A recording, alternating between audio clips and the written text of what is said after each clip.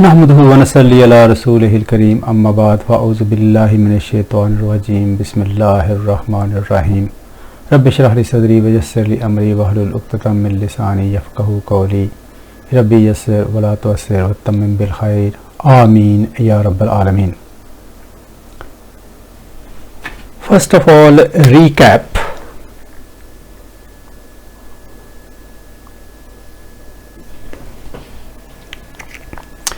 We discussed last time that a meaningful word in Arabic is called kalima.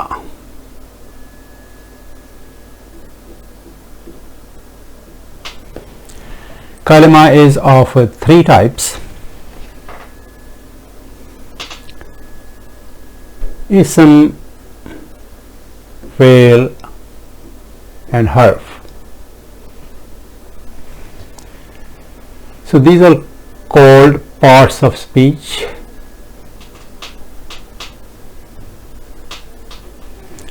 Arabic terminology is aqsamul kalima.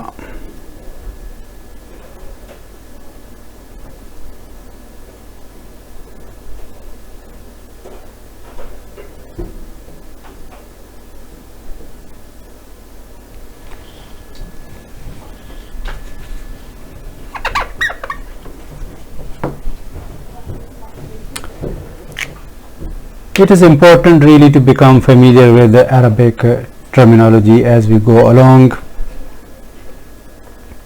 We discussed last time that for correct use of a noun in a sentence, we will have to be familiar with 4 characteristics of a noun.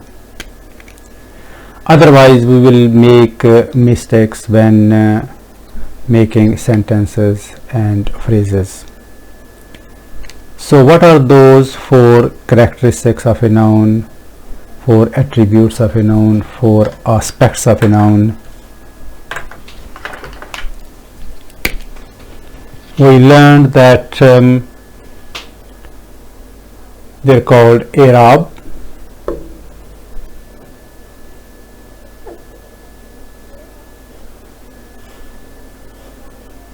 jins, adad and wus'a.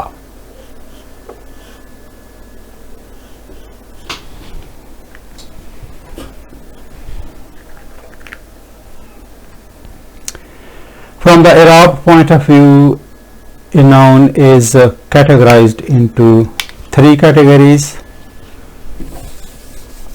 and those categories are, for example, if we look at a word,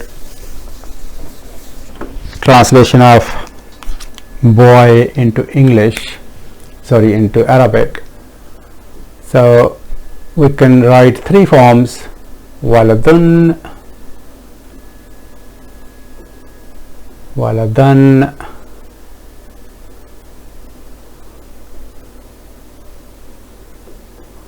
waladin.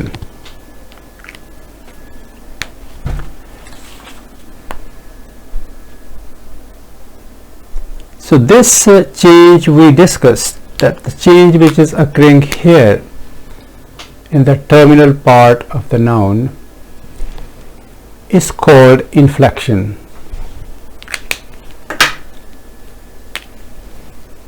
In English we call it inflection.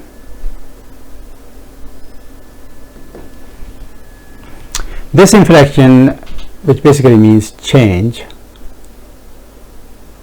this inflection, when it is applied to a noun,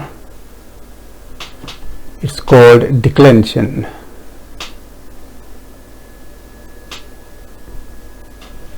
And when it is applied to a verb, it's called conjugation.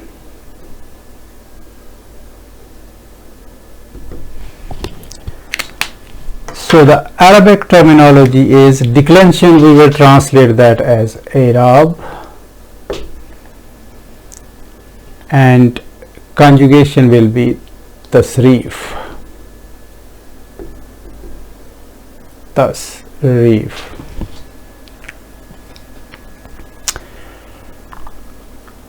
When we go to Middle East, for example Dubai, and we want to exchange our money, we go to money changer. So we look for a sign of money changer, and alongside we will see, and when you go next time you will see written Sarf. So Sarf is from tasrif. Saraf is somebody who changes, makes changes constantly and excessively. So one currency to another currency to another currency, etc., etc. So this kind of pattern, there are patterns in Arabic, which this pattern is that of fa'al. We will study that in a separate lecture. Fa'al. So saraf, it's called expression of mubaligha,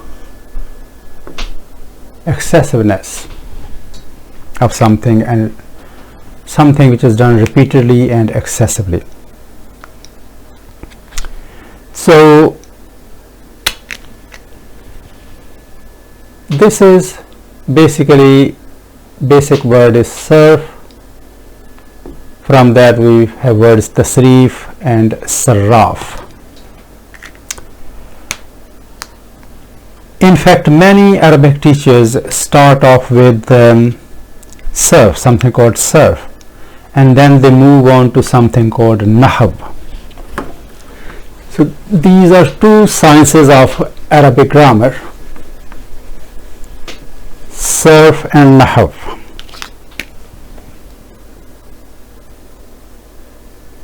Sarf and nahw.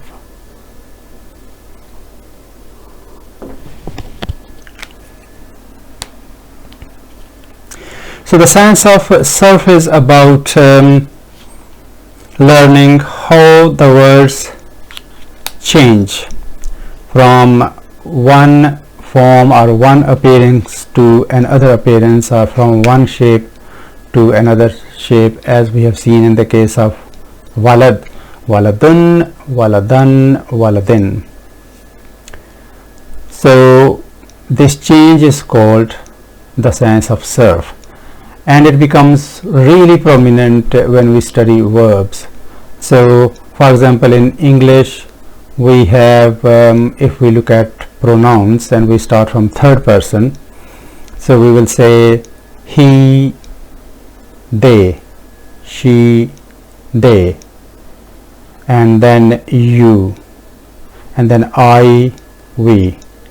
So these are about 3, 4, 5, 6 forms. In Arabic we will have 14 forms. They're very easy to memorize and very easy to remember. They're not difficult at all. And when we started reading about studying verb, we will go through these aspects of the changes which occur in verbs.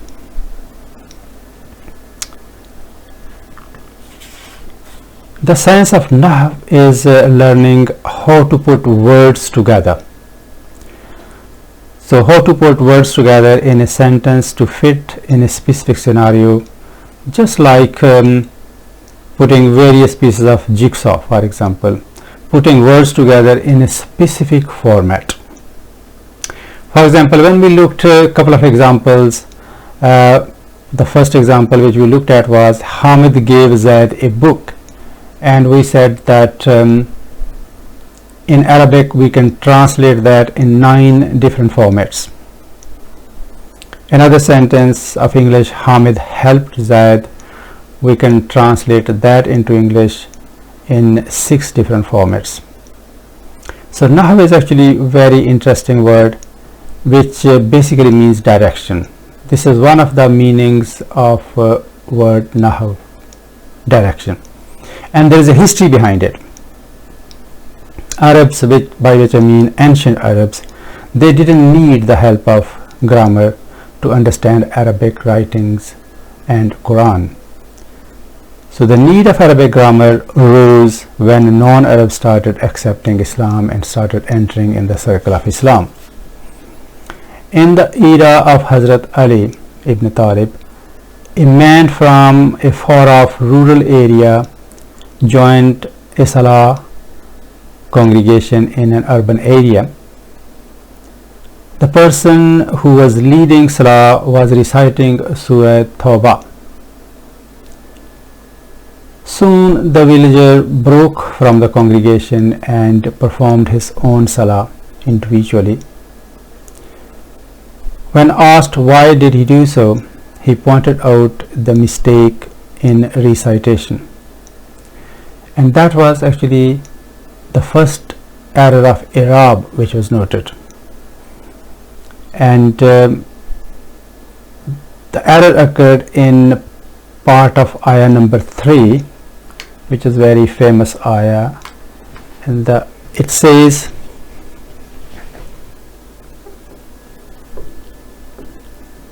أن الله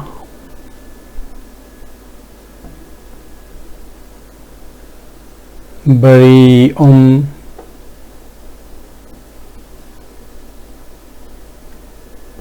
من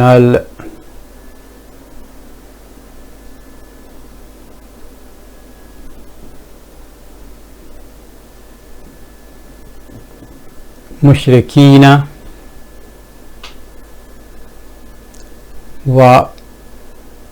ورسوله.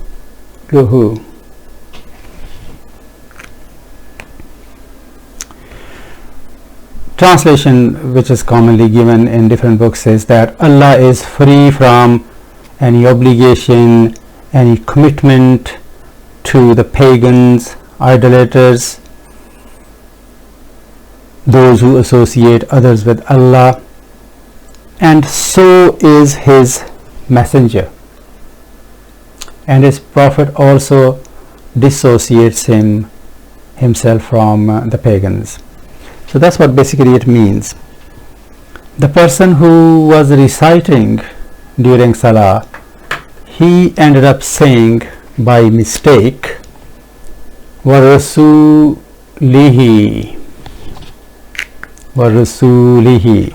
So he changed this Dhamma to Kasra, and that changed the meanings completely,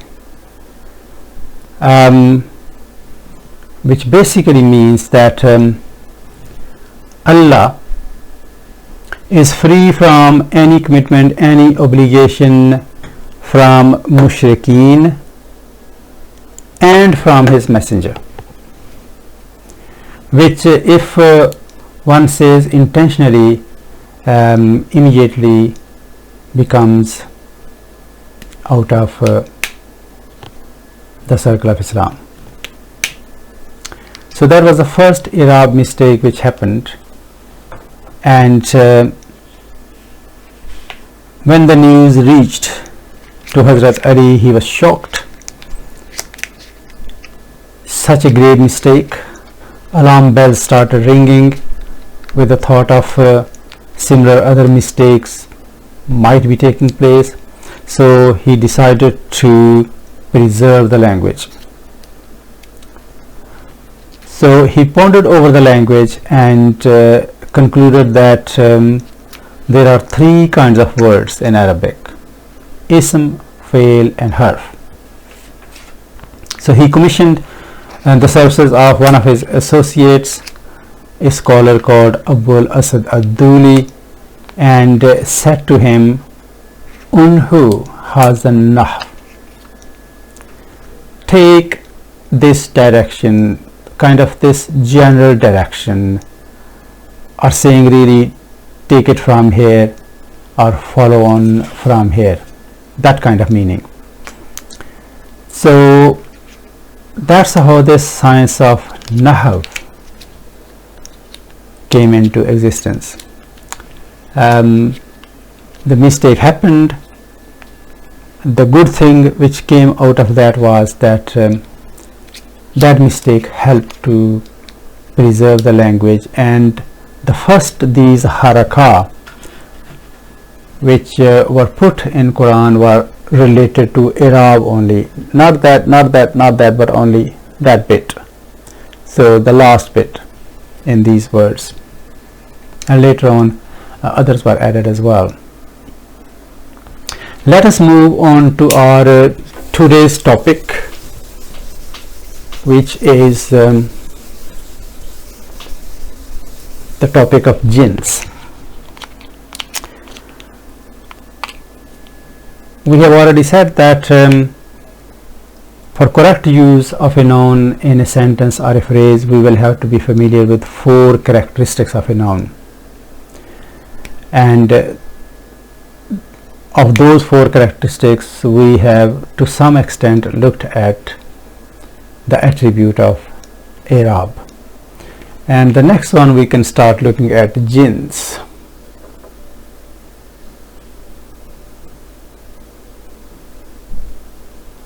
Gender. From the gender point of view, a noun is either masculine or feminine.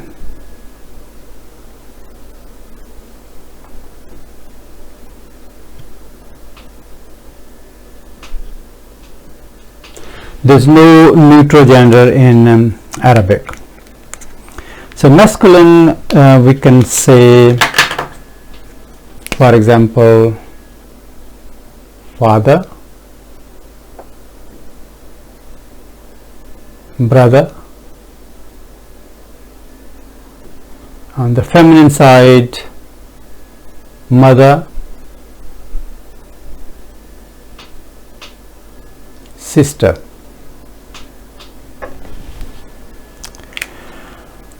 Up to here, for an English speaking person, and there is no problem at all, because this is basically really about the sex of an individual, male or female. Concept of the sex is only applicable to living creatures, humans and others, but in Arabic, non-living things also have gender, which is more appropriately called grammatical gender.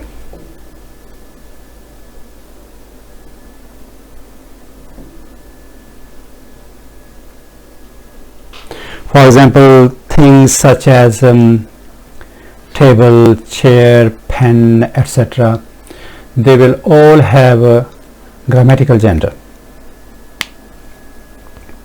So we can look at in English, really it doesn't matter, so I can't give you an example from English, but I have looked at a couple of Spanish words. For example, in Spanish, bedroom is called let me write it properly,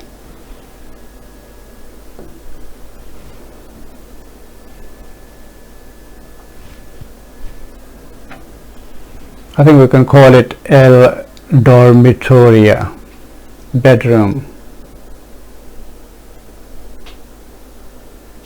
So that's masculine. And another word, la,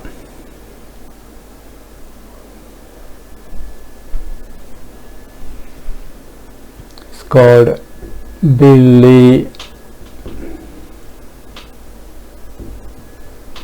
it's called La Biblioteca, which means library.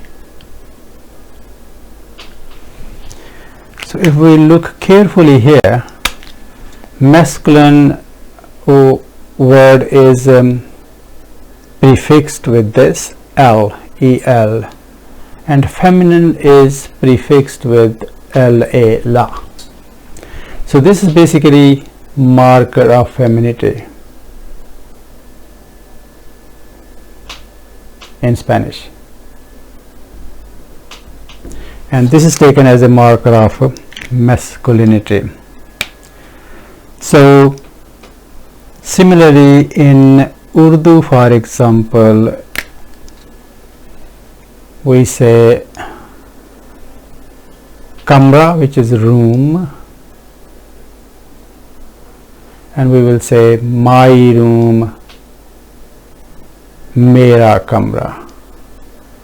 And if we say kursi, which is chair,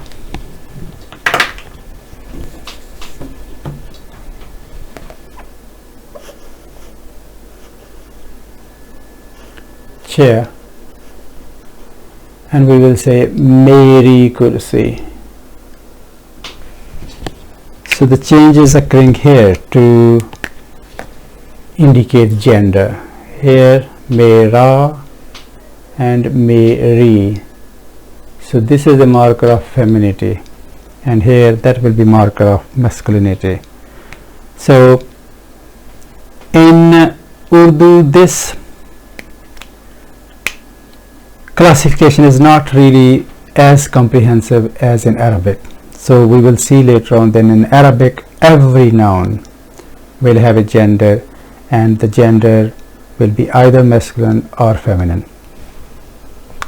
In Arabic we call this masculine as muzakkar,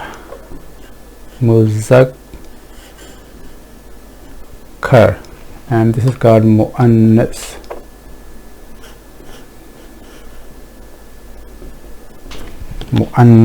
Muzakkar and muannas.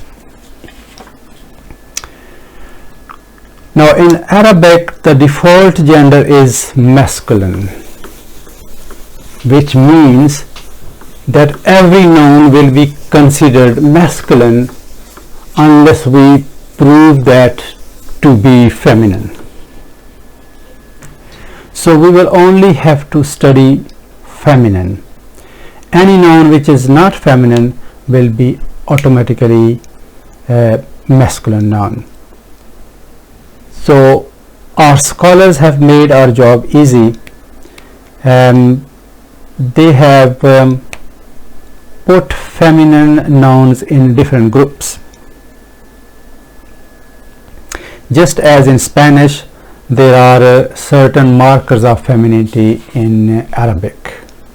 So if I make a chart here, let's say muannas, put muannas here,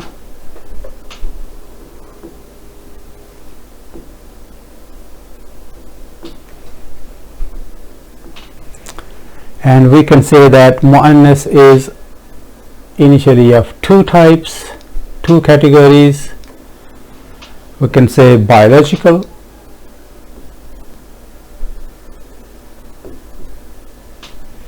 and non-biological.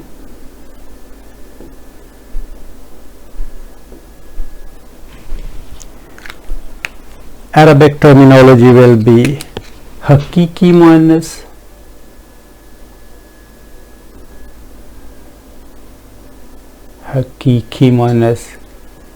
and muannas ghairu hakiki.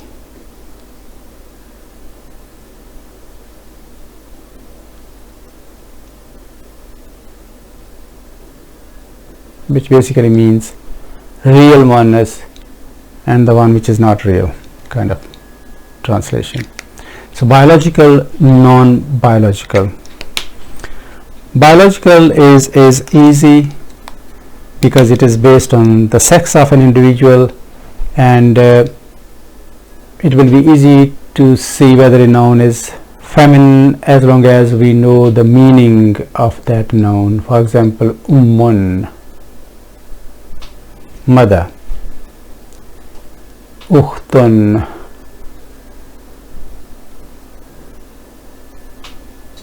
sister,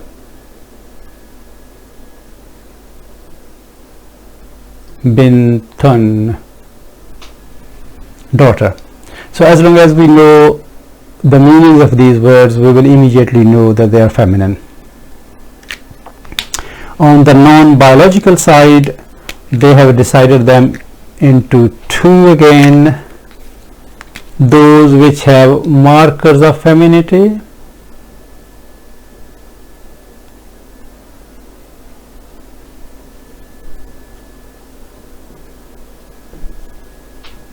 and others which are based on hearing, as heard from people around us, from those who speak the language, as heard. Markers of femininity are called alamati muannas. Alamat means marker, so alamati muannas, and this will be called muannas sama'i, based on sama'at, hearing. Muannas sama'i. So this is the kind of chart which we can make: biological, non-biological, and in non-biological we have markers of femininity and the other nouns which we heard from those who speak the language. So markers of femininity, there are three.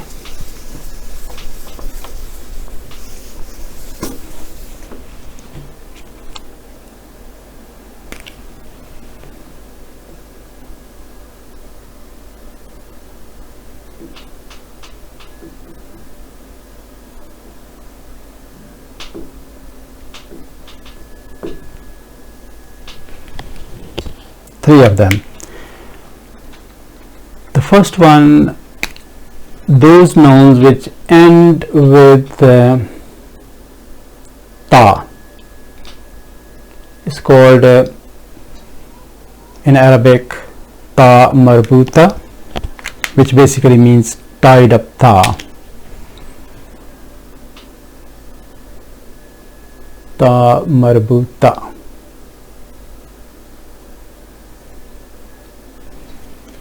Kind of tied up tha.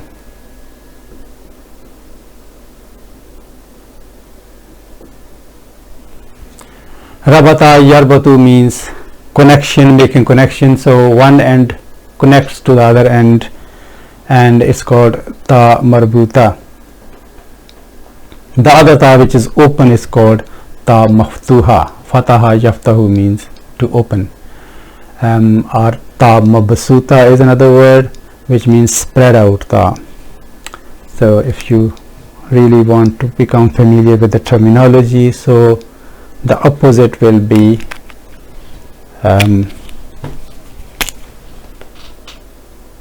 ta ta'u maftuha,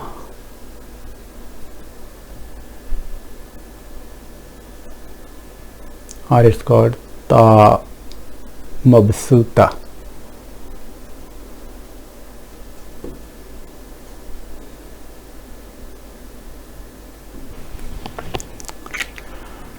So the words which end with ta marbuta, the tied up ta, they are considered feminine. For example, jannatun, garden. Ayatun, Quranic ayah.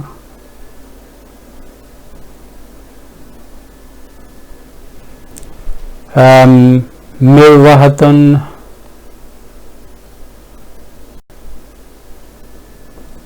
that's electric fan. Sa'atun,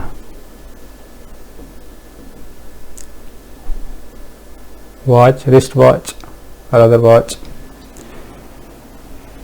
Another one, ghurfatun, room.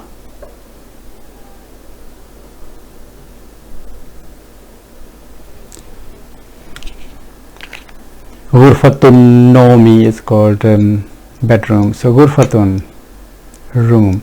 So these are all ending with tied up tha, and that's one marker of femininity. Other marker of femininity is something called, the last word will have fatha, and then after that will be alif and hamza. There's a name for this which is called alif mamduda.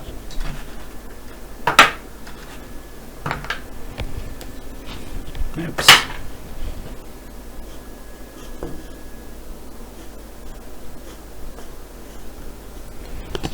Mamduda means elongated alif, long alif, alif mamduda. And examples in this category are such as Sahara,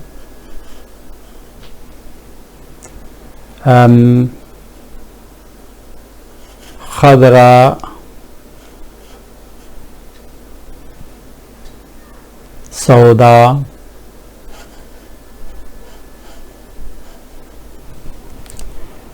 Safra,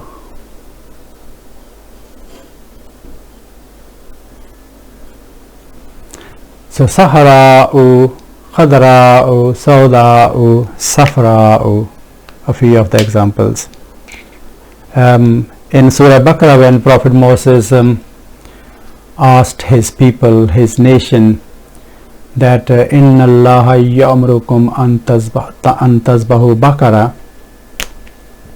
Allah has asked you, or Allah has ordered you to slaughter a cow, and they started asking questions, what kind and what type and what color, etc., and they started digging for themselves. And then when they asked about the color, and it was said, innahu yaqulu innaha bakaratun safra'u, bakaratun safra'u faqi'ul lawnuha tasurrun nazirin, bakaratun safra'u.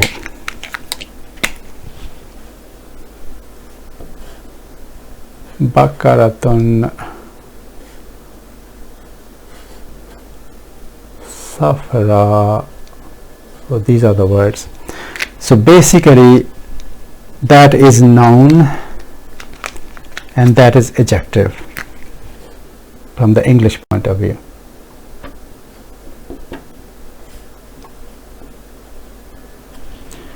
And in Arabic we call this is mawsuf and this is sifa. We will study later on, it will be a separate topic, that sifa will have to follow mawsuf from all the four aspects of a noun. So if mawsuf is masculine, sifa will be masculine. If mawsuf is feminine, sifa will be feminine. So all these colors, they are feminine, and the opposite of masculine words, we are familiar with some of them. For example, we say Hajr Aswad, which is a Persian construction. Hajr Aswad.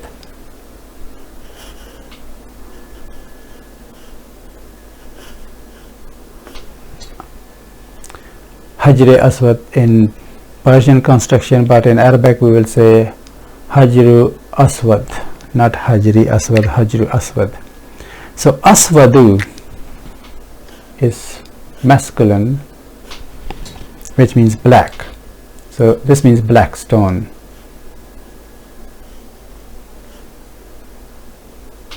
So because stone is masculine, so its a sifa has to be masculine. And the feminine is Sauda'u. Here the mawsuf is feminine, so its a sifa has to be feminine, Safra'u, and the masculine will be Asfaru.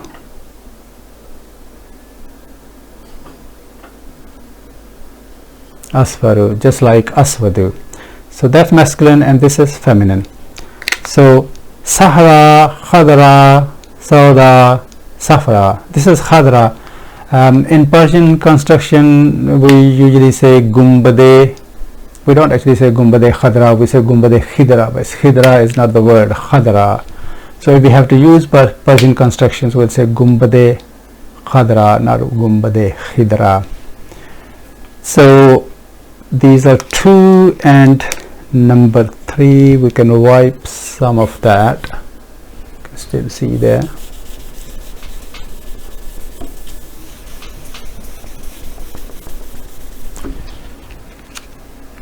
So those nouns which end with this marker, there is long alif and then ya.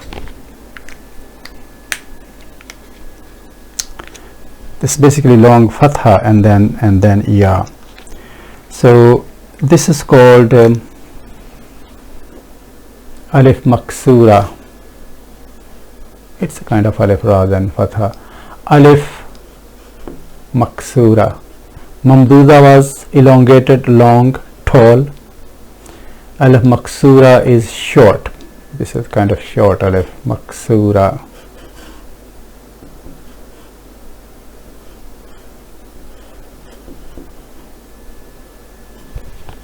Alif maksura. So the end in alif maksura. The examples will be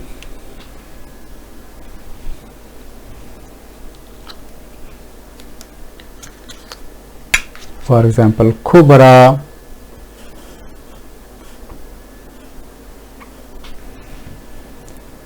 sugra,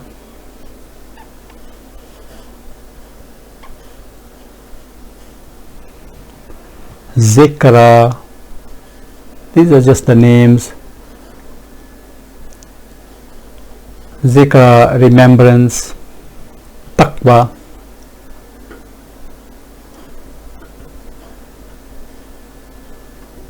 piety, fear of God. So 3 markers of femininity.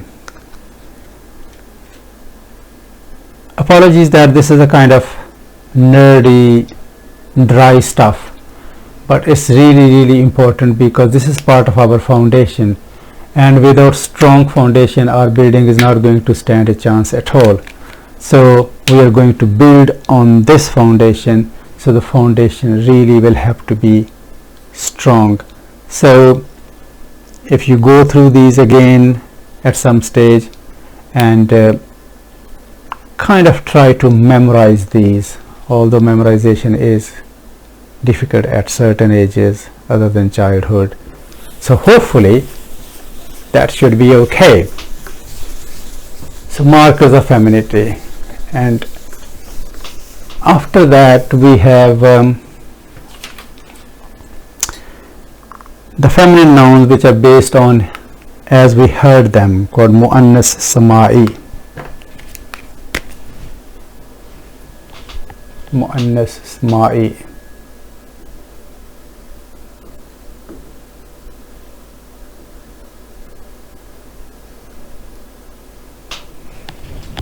Muannas sama'i, and our scholars has made groups in muannas sama'i as well. For example, they have said names given to different kind of winds, wind or air, so they are all considered to be feminine. For example, rihun, let's write with another color.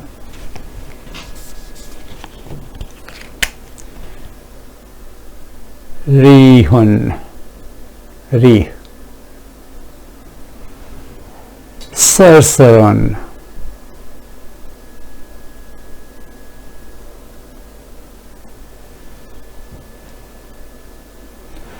this is a kind of wind which is really freezing cold.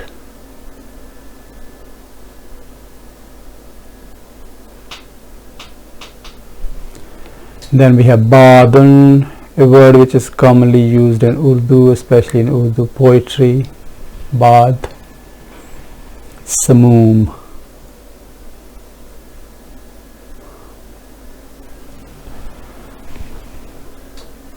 So this is very warm air.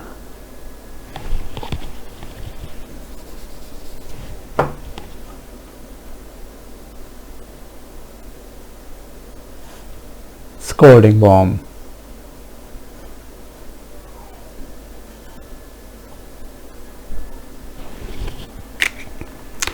So that's one group in muannas sama'i.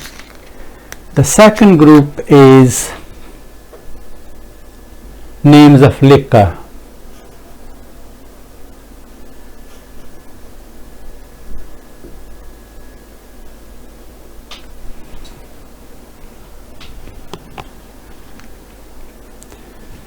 and there are a few words which has been used in Quran, such as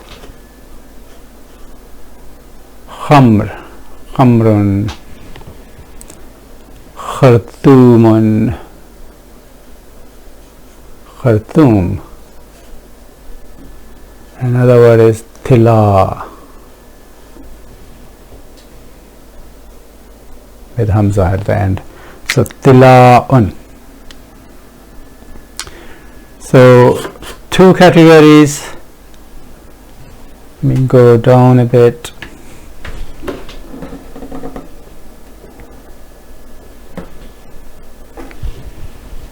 The third one,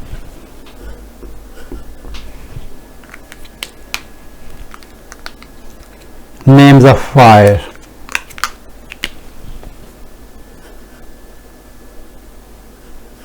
Names given to fire or names of fire,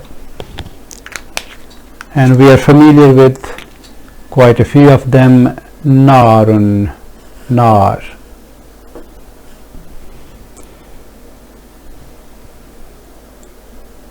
We are very familiar with Jahannamu,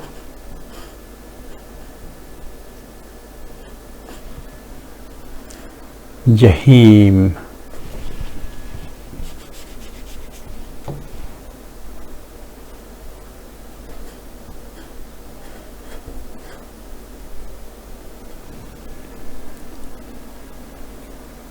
Another name is Sa'ir.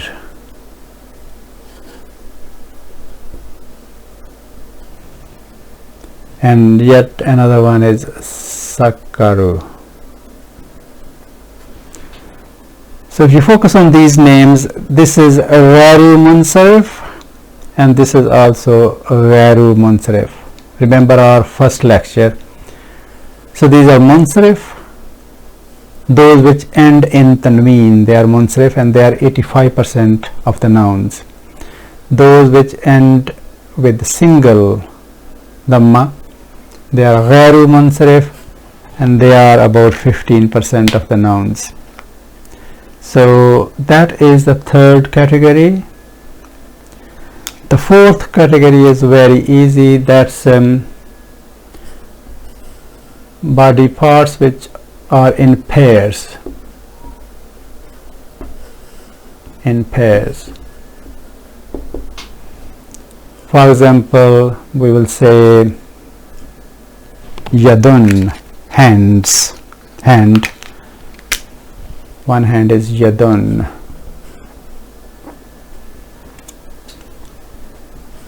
And we can say uzunun, ears.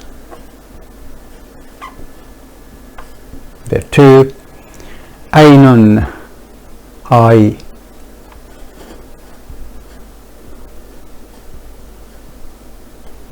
This is also used for fountain, and this word. Rijlun, legs, leg. So body parts which are in pairs, they're all feminine. Unfun, nose, that's masculine because that's not pair. And then there is a miscellaneous group. I'll have to wipe this off.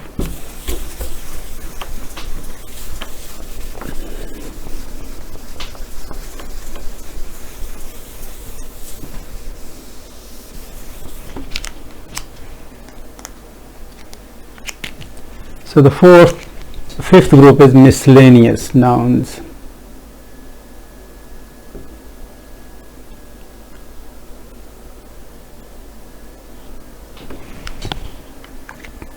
In this group they have given certain, for example, you look up, we see sama'un, sky,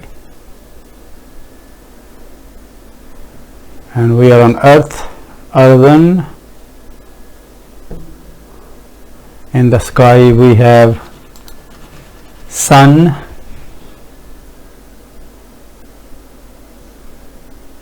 shams, shamsun. On earth we have people, nafsun, individual or soul, nafsun. Okay, and when there are people on earth, what they do? They fight. Harbun. Harbun. And when they do that, their houses are damaged. Darun, house. There's another word for house, baitun, that masculine. Darun is feminine. In fight, they can use sticks, asa, that's feminine. Then other words, the ka'sun, cup, ro'ya, dream,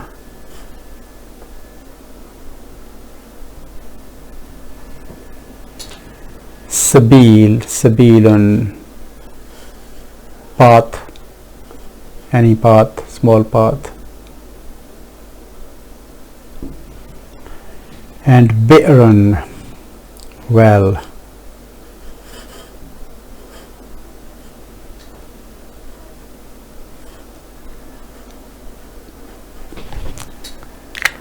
So this is the miscellaneous group.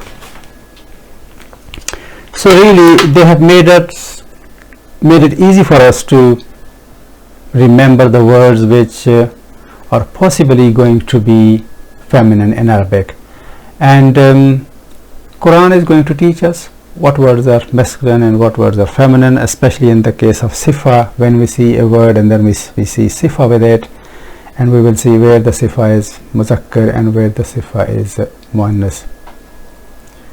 I hope this was all helpful. See you next time. Subhanakallahumma wa bihamdika ashhadu an la ilaha illa anta astaghfiruka wa atubu ilaik.